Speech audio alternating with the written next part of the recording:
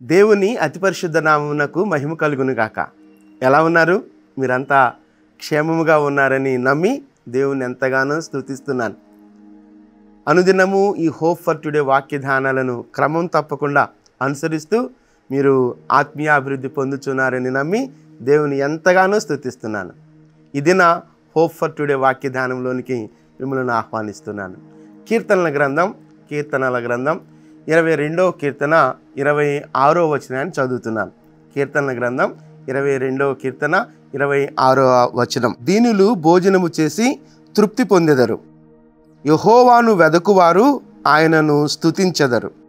మీ హృదయములు తెప్పరిల్లి నిత్యము బ్రతుకును. యెహోవాను వెదకువారు ఆయనను స్తుతించెదరు. యెహోవాను వెదకువారు ఆయనను స్తుతించెదరు.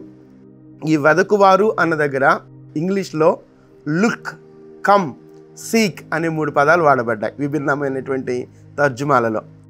సీక్ వెదకువారు అన్నట్లు, లుక్ దేవుని వైపు చూచువారు, కమ్ దేవుని యొద్దకు వచ్చువారు. అంటే దేవుని వైపు చూస్తూ దేవుని సన్నిధిలో ఉంటూ దేవునిని వెతుకుతూ ఉన్నప్పుడు నిత్యము మనం స్తుతించే వారంగా ఉంటాం. అలాగే మన హృదయాలు తెప్పరిల్లుతాయి, భోజనము చేసి తృప్తిగా ఉంటాం. అక్కడ మనం గమనించినప్పుడు తృప్తి, స్తుతి, తెప్పరిల్లే స్థితి, ఈ మాటలు మనం అర్థం చేసుకోవాలి. ఇవన్నీ సాధ్యం కావాలనంటే ఒకటి మనం నేర్చుకోవాలి. అదేంటనంటే పరిస్థితులకు అతీతంగా ఏ పరిస్థితులు గుండా వెళ్తున్నప్పటికీ ఆ పరిస్థితులలో దేవునిని వెదగటం నేర్చుకోవాలి. దేవునిని వెదుకుడి మీకు దొరుకును అనే మాటను మనకు తెలుసు. కాబట్టి దేవుని వెతుకుతూ ఉన్నప్పుడు ఆయన సన్నిధిలో మనం స్తుతించే వారంగా ఉంటాం. దేవుని వెతికేటప్పుడు కొన్ని సందర్భాల్లో మనకు వెతికినది దొరకకపోయినా ఆ వెతికే క్రమంలో దేవుని కృప మనకు తోడుగా ఉంటుంది. మనంగా వెతకడం కాకుండా దేవుని సన్నిధిని మనము తోడు చేసుకొని ఆ ప్రయత్నం మనం చేస్తున్నప్పుడు దేవుని కృప మనకు తోడుగా ఉంటుంది. ఈ కీర్తన దావీదు రాశాడు. దావీదు జీవితాన్ని మనం ఆలోచించినప్పుడు అనేకమైనటువంటి ఎత్తు పల్లాలు, అనేకమైనటువంటి అవమానాలు, అనేకమైనటువంటి ఆ పరిస్థితుల్లో ప్రాణాన్ని చేతపట్టుకుని వెళ్ళిన పరిస్థితి, ఇవన్నీ చూస్తున్నప్పుడు ఆయన అభిషేకించబడిన దగ్గర నుంచి పట్టాభిషిక్తుడు అయ్యేంత వరకు, పట్టాభిషిక్తుడు అయిన తర్వాత కూడా అనేకమైనటువంటి విపత్కరమైన పరిస్థితుల్లో దాక్కుంటూ లేకపోతే ఇరుకులలో గుండా వెళ్తూ ఉన్నప్పుడు ఆ ప్రతి పరిస్థితుల్లో దేవునిని ఎక్కడా కూడా విడిచిపెట్టిన సంఘటన మనకు కనిపించదు. అందుకే దావీదు అంటున్నాడు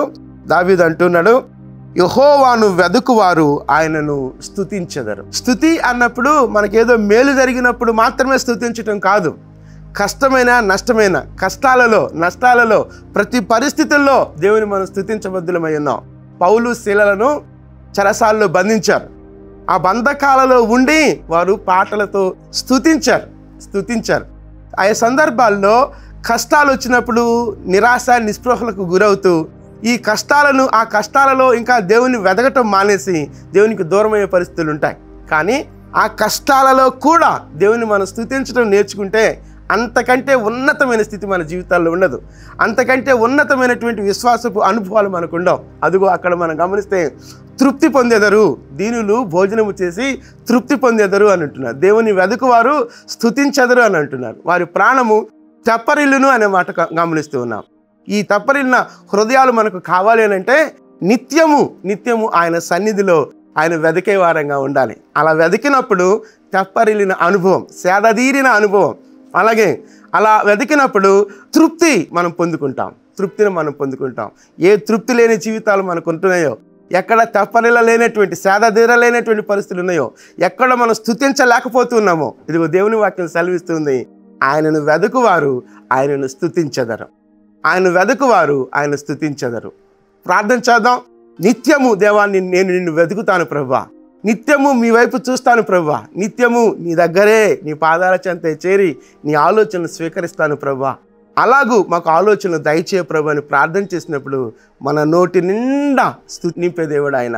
ఇదిగో దావీదు జీవితాన్ని తరచి చూసినప్పుడు దావీదు దేవుని స్తుతించుటలో ఉన్నటువంటి గొప్ప ఆ స్థితిని ఆలోచించినప్పుడు నిత్యము దేవుని వెతికినటువంటి దావీదు మనకు కనిపిస్తాడు. అలాంటి ఆలోచన దేవుడు మనకును దయచేయునుగాక. చిన్న ప్రార్థన చేస్తాను, నాతో కలిసి ఏకీభవించాలని మనం చేస్తున్నాను. చిన్న ప్రార్థన. కృపగలిగిన దేవా,